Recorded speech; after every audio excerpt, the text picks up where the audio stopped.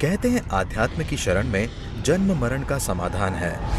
बिना किसी शब्द ज्ञान के आप एक तत्व को जान लेंगे तो आपको सर्व ज्ञान हो सकता है। किंतु इस समाधान को समझना सरल नहीं है। इसके लिए गुरु की जरूरत होती है। श्रमण संस्कृति के अमृत पुरुष व विलक्षण प्रतिभा के धनी युग प्रधान आचार्य सम्राट पूज्य श्री शिव मुनि जी महाराज साहब का समग्र जीवन सत्यम शिवम सुंदरम का जीवंत प्रतीक रहा है। परमात्मा स्वरूप महान सद्गुरु के रूप में आप सदैव जन जन की श्रद्धा के केंद्र हैं। आपका बहुआयामी व्यक्तित्व हिमालय की भांति उतंग, गंगा की तरह पवित्र और सागर के समान गंभीर बना हुआ है।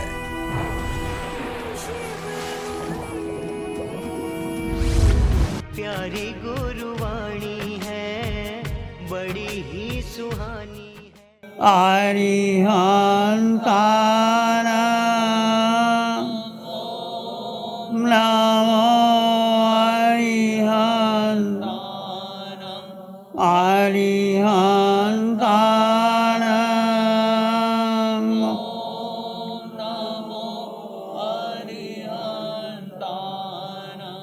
नमो नमो नमो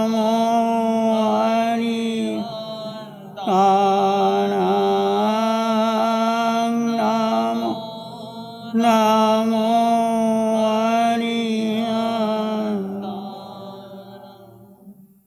अरिहंत परमात्मा महाविद्य क्षेत्र में विराजमान, जिनकी अनंत अनंत कृपा हम सब पर बरस रही है, उस प्रभु की अनंत करुणा, अनंत मैत्री, अनंत ज्ञान, अनंत साधना को अनंत अनंत नमन प्रार्थना, कृतज्ञता के भाव। शासनपति भगवान महावीर, जिनका धर्म शासन, धर्म संग, धर्म तीर्थ में हम सब धर्म का अमृत पान कर रहे हैं, उस प्रभु की वाणी को, प्रभु की साधना को, प्रभु की मैत्री को, प्रभु के सिद्धांतों को हम जीवन में अंगीकार करें तो हमारा जीवन भी सिद्ध बुद्ध और मुक्त अवस्था तक जा सकता है। प्रभु महावीर सिद्ध बुद्ध और मुक्त हो गए हैं, उनकी वाणी हमारे लिए प्रेरणा स्रोत है। आपके सामने चर्चा चली है। उपासक दिशांग सूत्र के 12 व्रत हो चुके हैं। सलेखना जो अंतिम समय की अमृत साधना है, एक साधु का, एक श्रावक का एक अंतिम मनोरथ होता है कि मैं जीवन में अंतिम पड़ाव पर मैं सलेखना अंगीकार करूं। सलेखना के बाद कुछ और करना शेष नहीं रहता। जो कुछ आप जीवन में कर चुके हैं बस उसका अंतिम पड़ाव है, निचोड़ है, अर्क है। अरिस्टोटल से पूछा कि धर्म क्या है। उन्होंने कहा यदि मौत ना होती तो धर्म की शुरुआत ना होती। There is no death, there will be no religion at all. ये मौत का एक भय है जो व्यक्ति को धर्म की ओर लेके जाता है। आप देखो, कहीं ना कहीं आपको भय लगता है कि शायद मौत कभी भी आ सकती है। मौत पूछ के नहीं आती, मौत किसी को बख्शती नहीं, चाहे वो राजा, महाराजा, चक्रवर्ती, इंद्राणी कोई भी हो। मौत ठीक समय पर दस्तक देती है और कसौटी कस के जाती है। यदि उसने मौत को स्वीकार कर लिया तो आराधक हो जाता है, नहीं स्वीकार किया तो विराधक हो जाता है। तो हम भी अपने जीवन को देखें कि हमारे जीवन की क्या अवस्था है। कुछ भी पाना हो तो आपको संघर्ष करना पड़ता है। एक बीज वृक्ष बनता है, बीज को कितना संघर्ष करना पड़ता है। बीज टूटता है, अंकुर निकलता है, पौधा बनता है, फल फूल आते हैं, तो बीज की यात्रा पूरी होती है। आप जो कपड़ा पहनते हैं, सोने चांदी के बर्तन खरीदते हैं या पहनते हैं, उनको कितना कसना पड़ता है, जूझना पड़ता है, करना पड़ता है। सोना जो आपको पहनते हैं, सोना और पीतल की पहचान क्या होती है, कभी देखा आपने? यथा चतुर्भी कनकम परीक्षते निघर्षण छेदन ताप ताड़नय यथा चतुर्भी कनकम परीक्षित निघर्षण छेदन ताप ताड़नय तथा चतुर्भी पुरुष परीक्षते त्यागेन शीलेन गुणेन कर्मणा। एक पीतल की धातु है, एक सोने की पास है। आप दोनों ही जौहरी के पास लेके जाते हैं तो सोना और पीतल में क्या पहचान है? सोने को पहले एक घसा जाता है, किसमें? एक काली सी बट्टी होती है, उस पर सोने को घसते हैं और वो एक सोने की निकलती है निगर्शन। फिर उसको सोने को छेदते हैं, फिर अग्नि में डालते हैं, फिर उसको टुकड़े करते हैं, फिर वो जा कर के आभूषण बनता है, चाहे अंगूठी है, हार है, कोई भी है। तो सोने को पहले तो कसा जाता है, फिर काटा जाता है, छेदा जाता है, फिर उसको अग्नि में जलाया जाता है, फिर उसको टुकड़े कर कर के आभूषण बनाया जाता है। ऐसे ही जो मनुष्य की परीक्षा किस प्रकार से होती है? त्यागेन शीलेन गुणेन कर्मणा, कि व्यक्ति में कितना त्याग है, कितना शील है, कितना गुणग्राही है, कितना वो कर्मठ है। त्यागेन शीलेन गुणेन कर्मणा। ऐसे ही कोई भी कार्य है। जैसे आप कपड़ा पहनते हैं, कपड़ा जो आप रुई कपास से बनता है, कैसे कपड़ा बनता है? पहले वो रुई का पौधा होता है, उसको पौधा लगता है, कपास होती है, उसको अलग करते हैं, छीनते हैं, बनौले अलग करते हैं, कपास को काटा जाता है, बुना जाता है, कपड़ा बनता है और उसका भूसा आ जाता है। कहा भी क्या है? मित्र ऐसा चाहिए जैसे रुई कपास, मित्र ऐसा चाहिए जैसे रुई कपास, जीते जीतो तन ढके मरे तो जाए साथ। एक मित्र आप बनाते हैं तो मित्र की कसौटी क्या है? उपमा दी है कवि ने कि जैसे कपास आप कपड़ा पहनते हैं, कपास जब व्यक्ति जीता है तो कपड़े पहनता है, जब वो चला जाता है तो कफन कपास का ही होता है। आखिर कपास ही साथ। मित्र ऐसा चाहिए जैसे रुई कपास, जीते जीतो तन ढके मरे तो जाए साथ। तो जीवन की अंतिम घड़ियों में जब आत्मा शरीर से विदाई ले रहा हो, तब शरीर से आत्मा का उपयोग छूट जाए, समता और शांति सुरक्षित रहे, तो समझना चाहिए कि मृत्यु की कठोर परीक्षा में साधक सफल हो गया है। शरीर छूटते समय आत्मा का उपयोग देह मोहवश चिपटा रहे तो समझो परीक्षा में वो सफल नहीं होता। तो हम देखते हैं कि कैसे कैसे जीवन में साधक और आराधक बन करके, वैसे तो सभी को सगारी संथारा करना ही चाहिए रात को सोते समय। बहुत सिंपल है। आहार शरीर उपदे उपदी पाप पचकों पाप अठार, मरण पाऊँ तो बोसरे जियो तो आ।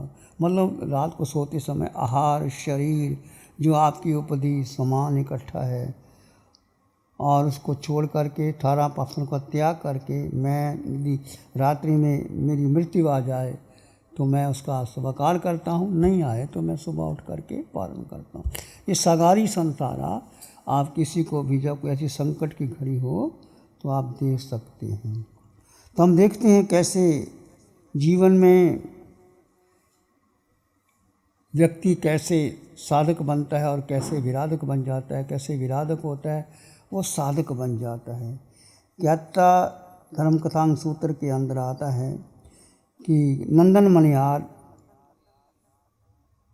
श्रावक थे, पौषध भी करते थे, समायक भी करते थे और अच्छे श्रावक जो 12 व्रत लेता है, पौषध उपवास समायक करता है 12 व्रत में। नंदन मणिहार का ऐसा जीवन था, परंतु एक बार उन्हें पौषध लिया। पौषध लेने के बाद प्यास लगी तो उसको सहन नहीं कर पाए और पास में देखा कि लोग जलाशय है, मंडप है, स्नान करते हैं, पानी भरते हैं, किलारी करते हैं, खूब मज़ा करते हैं। उसने सोचा ये कैसा धर्म है, इतना कठोर धर्म, और मैं भी ऐसा जीवन जीऊँ जिससे लोगों का परोपकार भी हो और ऐसा ना हो। तो उसके मन में भाव आ गया। पौषध करते करते उनके विचार डमाडोल हो गए और मन ही मन सोचा कि मैं भी एक सुंदर जलाशय बनाऊं।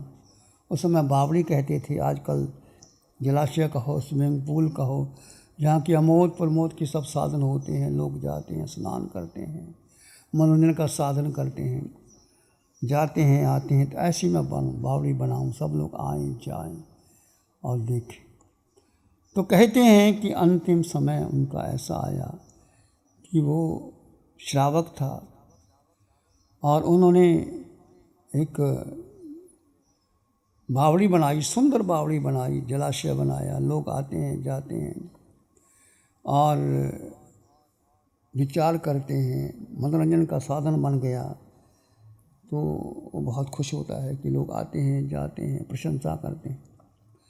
तो कहते हैं अंतिम समय वो मर करके वो क्या बना, वो श्रावक था, मेंढक बन गया। मेंढक बन करके उसी जलाशय में रहता है और लोगों को दिखता है क्या हो रहा है क्या नहीं हो रहा। अब कहाँ एक श्रावक का जीवन, कहाँ एक त्रिंच गति का जीवन, मेंढक का जीवन। परंतु फिर भी किसी उपयोग से उनको पता चला कि महाराजा श्रेण की सवारी निकल रही है और भगवान के दर्शन करने जा रहे हैं और घोड़े हाथी सब जा रहे हैं। तो उस मेंढक के मन में भी विचार आया कि मुझे भी भगवान के दर्शन करने हैं। अब कहाँ राजा की सवारी, कहाँ हाथी घोड़े की सेना, भगवान के दर्शन करने जा रहे हैं। वो मेंढक भी उसी रास्ते से चलने लगा जहाँ की सवारी जा रही थी राजा की, घोड़े चल रहे थे, कहाँ घोड़े की टप टप और कहाँ मेंढक छोटा सा। कहते हैं जैसे ही वो मेंढक चलने लगा, उसके भाव थे भगवान के दर्शन करने के, एक घोड़े की टाप के नीचे आ गया और मर गया। और मेंढक दर्शन नहीं कर पाया भगवान के, परंतु मर करके कहाँ गया, वो देवलोक में गया। क्यों? पहले पौषध किया, पौषध कर कर के भाव बिगड़ गए। भाव बड़े महत्वपूर्ण होते हैं जीवन के अंदर। किसी को पता नहीं कि आपके भीतर किस प्रकार का भाव है। अब पौषध किया, ऊंचे भाव गिर गए और बावड़ी बनाने का सोचा, बावड़ी बनाई, बावड़ी में आसक्ति आ गई, मेंढक बन गया। अब मेंढक के बन के भाव आया कि मैं भगवान के दर्शन करूं, दर्शन करने जाता है, घोड़े की टाँप के नीचे आ जाता है, मेंढक मर जाता है और मर कर के देवलोक चला जाता है। इसलिए अपने जीवन का देखना, कभी भाव बुरे मत करना, ऊंचे भाव रखना कि जीवन में पता नहीं कब किस प्रकार का संयोग बने, क्या स्थिति आए।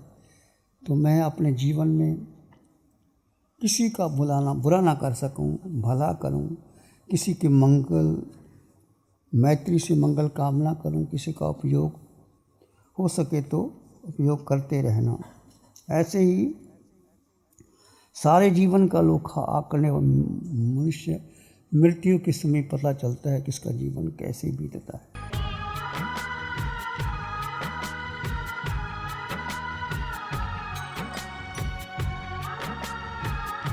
ध्यान करेंगे, आंखें बंद, मन वचन काया शांत, शरीर शांत, विचार शांत, सृष्टि शांत, वातावरण शांत, हर दिशा हर किनारा शांत शांत शांत। सिर के सिरे से पांव के अंगूठे तक अपने भीतर शुद्ध चेतना का एहसास कीजिए। तुम मात्र मात्र मात्र आत्मा, आकार में निराकार आत्मा, शुद्ध आत्मा, पवित्र आत्मा, निर्मल आत्मा, अष्ट गुणों से युक्त आत्मा, आकार में निराकार आत्मा, शुद्ध आत्मा, सत्य आत्मा। अपने भीतर मंगल का भाव लाएं, प्राणी मात्र के लिए मंगल की कामना कीजिए। नमन करें हम धर्म को, धर्म बड़ा बलवान। नमन करें हम धर्म को, धर्म बड़ा बलवान। धर्म सदा रक्षा करे, धर्म करे कल्याण। धर्म सदा रक्षा करे, धर्म करे कल्याण। सबका भला हो, सबका मंगल हो, सबका शुभ हो। इसी में एक लंबा गहरा श्वास लें। अरिहंत परमात्मा के चरणों में अनंत कृतज्ञता ज्ञापित करें। एक और लंबा गहरा श्वास लें। अरिहंत परमात्मा के चरणों में नमन और वंदन। दोनों हाथों को आंखों पे ले जाएं। हल्का सा स्पर्श, धीरे से आंखें खोल सकते हैं। नमो अरिहंतानंद, नमो सिद्धानंद, नमो आयर्यानंद, नमो उच्चायनंद, नमो लोए सब सावनंग, धम्मो मंगल मोकीठम अहिंसा, संयमो तमो देवावित्तं नमं संति जस धम्मे श्यामं। श्री चत्तारी मंगलम, अरहंता मंगलम, सिद्धा मंगलम, साहु मंगलम, केवली पनत्तो धम्मो मंगलम। चत्तारी लोग उत्तमा, अरहंता लोग उत्तमा, सिद्धा लोग उत्तमा, साहु लोग उत्तमा, केवली पनत्तो धम्मो लोग उत्तमा। चत्तारी शरणं पवज्जामि, अरहंते शरणं पवज्जामि, सिद्धे शरणं पवज्जामि, साहु शरणं पवज्जामि, केवली पनत्तं धम्मं शरणं पवज्जामि। चार शरण दुख हरण जगत में, और न शरण कोई होगा। जो भव्य प्राणी करे आराधन, उसका अजर अमर पद होगा, उसका सदा ही मंगल होगा। पिछले 60 सालों से केजीओसी ग्रुप अपने 4 ब्रांड कोहे, कंगारू, म्यूनिक्स और माइल्स के माध्यम से हाई पोजीशन प्रोडक्शन के द्वारा दुनिया में जाने माने लार्जेस्ट मैन्युफैक्चरर्स में से एक है। जैसे staplers, staple remover, paper punch, gun tacker, app tool, geometric tools, stitch wire और किचन में यूज होने वाले प्रोडक्शन से दुनिया के लगभग हर देश में उपलब्ध है। ये प्रोग्राम केजीओसी ग्रुप के सौजन्य से प्रस्तुत है।